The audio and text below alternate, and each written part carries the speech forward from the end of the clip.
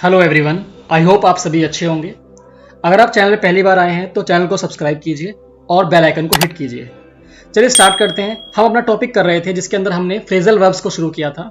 हमने अभी तक 40 फ्रेजल वर्ब्स हमने फिनिश कर लिए हैं, जिसके अंदर हमने दो पार्ट्स में 20 फ्रेजल वर्ब्स को डिस्कस किया है। फ्रेजल वर्ब्स क्या होती हैं? देखिए सिंपल सी बात है, एक वर्ड आपके सामने लिखा हुआ ब्रिंग। ब्रिंग का मीनिंग आप जानते हैं, लाना। बट ब्रिंग का मीनिंग लाना होता है, बट इसके अंदर अगर आपने अप लगा दिया, अंडर लगा दिया, राउंड लगा दिया या फिर ओवर लगा दिया, यानी प्रीपोजिशन लगाने की वजह से इस वर्ब का मीनिंग बदल जाएगा। और इसी मीनिंग को जो बदल जाता है प्रीपोजिशन के लगने से, उसे हम बोलते हैं phrasal verbs.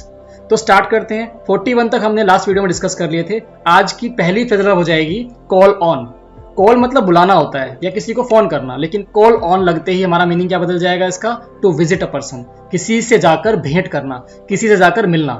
The PM will call on the flood victims tomorrow, यानी पीएम कल जाके उन लोगों से मिलेंगे जो बाढ़ प्रभावित हैं। यानी यहाँ पे वह कॉल ऑन का मीनिंग क्या हो गया? To visit a person. Call at का मीनिंग हो जाएगा टू विजिट अ प्लेस, किसी के घर जाना या किसी घर जाके या ऑफिस जाकर मिलना। तो दोनों में अंतर क्या है? सिर्फ लोगों से मिलना, there is no place mention. और कॉल एट का मीनिंग हो गया कि आप उनसे घर जाके मिले, किसी के घर या ऑफिस में जाकर भेंट करना। Last Sunday I called at your place but you were not at home. इसका मतलब ये नहीं कि मुझे कल बुलाया गया आपके घर पे, नहीं, मैं कल आपके घर आया आपसे मिलने के लिए, बट आप घर पे नहीं थे। कॉल फॉर का मीनिंग हो जाएगा आपका टू डिमांड, आंसर और एक्सप्लेनेशन, यानी किसी भी चीज की मांग करना एक तरीके से। This irresponsible behaviour calls for strict actions against her, यानी ये जो आपने बर्ताव किया है ये तुरंत आपकी तरफ से जो है आपके लिए स्ट्रिक्ट एक्शन लिया जाएगा, यानी स्ट्रिक्ट एक्शन की डिमांड की जा रही है। टू डिमांड, आंसर और एक्सप्लेनेशन। कॉल फॉर्थ का मीनिंग हो जाएगा टू प्रोड्यूस अ रिएक्शन या इलिसिट, यानी प्रतिक्रिया पैदा करना। प्रतिक्रिया का मतलब होता है किसी भी चीज का रिएक्शन पैदा करना। एक्शन के अपोजिट रिएक्शन होता है। The new land acquisition bill called for strong reactions. तो कॉल्ड फॉर्थ का मतलब यहाँ पे क्या हुआ? किसी भी चीज के प्रति प्रतिक्रिया पैदा करना, यानी रिएक्शंस पैदा करना। कॉल इन का मतलब होता है समन करना। जब कोर्ट आपको बुलाता है या कोर्ट आपको बुलाएगा तो हम समन वर्ड यूज करते हैं, और उसी के लिए इंग्लिश में एक वर्ड है कॉल इन। कॉल इन का मीनिंग क्या हो जाएगा? बुलावा भेजना। She is too ill to call in a doctor, यानी वो बहुत बीमार है कि वो डॉक्टर को बुला पाए। तो इसका मतलब हो गया टू कॉल। कॉल इन का मतलब हो जाएगा यहाँ पे यानी बुलावा भेजना।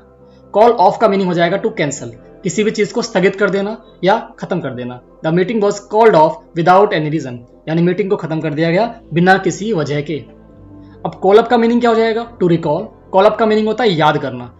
The victim tried to call up the actual sequence of the incident but she couldn't, यानी विक्टिम ने पूरी कोशिश करी कि वो एक्चुअल सीक्वेंस याद कर पाए जो भी इंसिडेंट हुआ था उसके साथ में, लेकिन वो याद नहीं कर पाई, सोच नहीं पाई।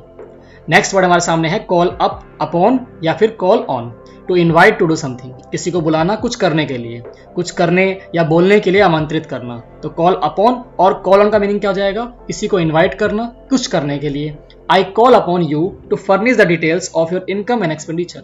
मैंने आपको बुलाया है कि आप अपनी इनकम और एक्सपेंडिचर की डिटेल्स को फर्निश करें, यानी सबमिट करें मेरे पास, प्रस्तुत करें। कैरी अवे का मीनिंग हो जाएगा to arouse too much emotion और जील, यानी किसी को उत्तेजित करना या भावुक करना। I was carried away by the emotional senses of the movie, यानी जो मूवी के अंदर जो बातें बताई गई या सीन बताए गए थे उनकी वजह से जो है मेरे अंदर जो है इमोशंस जो है वो पैदा हो गए। ठीक है, यानी किसी को उत्तेजित करना या भावुक करना, उसे बोलते हैं कैरी अवे। कैरी ऑफ का मीनिंग होता है टू एग्जीक्यूट करना, कार्यान्वित करना। ठीक है, कार्यान्वित करना इसको बोलेंगे हम हिंदी में। The role of Romeo was difficult but he carried off the responsibility beautifully, यानी रोमियो का रोल प्ले करना एक डिफिकल्ट टास्क था, बट उसने उसको बहुत अच्छे ढंग से जो है कैरी किया, यानी एग्जीक्यूट कर दिया। हमारे पास 52nd वर्ड हो जाएगा कम बाय। कम बाय का मीनिंग होता है टू गेट, किसी से मिलना या फिर प्राप्त करना। It is difficult to come by a good job nowadays, आजकल एक अच्छी नौकरी पाना बहुत डिफिकल्ट टास्क हो गया है। कम बाय का मीनिंग हो गया टू गेट। अब कैरी ऑन का मीनिंग तो आप जानते हैं, कैरी ऑन टू कंटिन्यू या जारी रखना। You must carry on your studies, आपको अपने स्टडीज को जारी रखना चाहिए।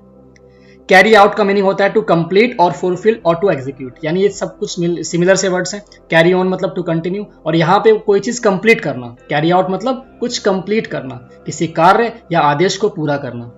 We must carry out the orders of the principal, हमें प्रिंसिपल के ऑर्डर्स को पूरा करना चाहिए।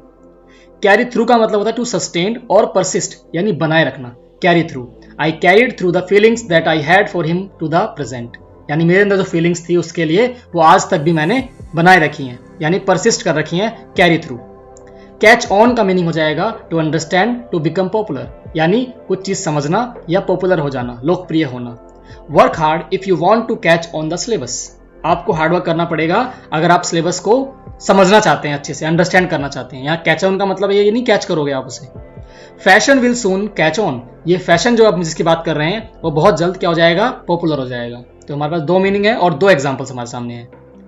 कैच अप विद का मतलब क्या होता है, टू स्टॉप बीइंग बिहाइंड, यानी कैच अप विद का मतलब हो जाएगा कि पीछे रहने से बचना, आप बाकी लोगों के साथ आ जाते हैं, यानी बराबरी पर आ जाना। Work hard to catch up with them, उनके साथ यानी बराबर आने के लिए आपको हार्डवर्क करना चाहिए, हार्डवर्क करना पड़ेगा। चांस अपॉन का मीनिंग है टू मीट और गेट बाय चांस, अचानक मिलना। I chanced upon one of my family friends when I was going to market, मेरे को अचानक से अपने कुछ फैमिली फ्रेंड्स मिले जब मैं मार्केट जा रहा था। तो ये हमारे पास चांस अपॉन का मीनिंग क्या है, टू मीट और get by chance. Clear of का मीनिंग हो जाएगा टू फ्री फ्रॉम ब्लेम, यानी आरोप मुक्त करना, किसी भी इंसान को आरोप मुक्त करना उसे बोलते हैं हम to free from blame. He was cleared of by the जज, उसे जो है जज के द्वारा आरोपों से मुक्त कर दिया गया। एंड क्लोज इनका मतलब हो जाएगा टू एनसर्कल क्लोजली, चारों तरफ से घेरना। The police personnel closed in on the suspect, यानी पुलिस पर्सोनल जो भी पुलिस के जो सिपाही थे उन्होंने सस्पेक्ट को चारों तरफ से घेर लिया। तो यहाँ पे क्लोज इनका मतलब है to encircle closely. I hope आपको आज की वीडियो समझ में आई होगी अच्छे से, सारे फ्रेजल वर्ब्स जो हमने डिस्कस किए आपको अच्छे से पता लगे होंगे।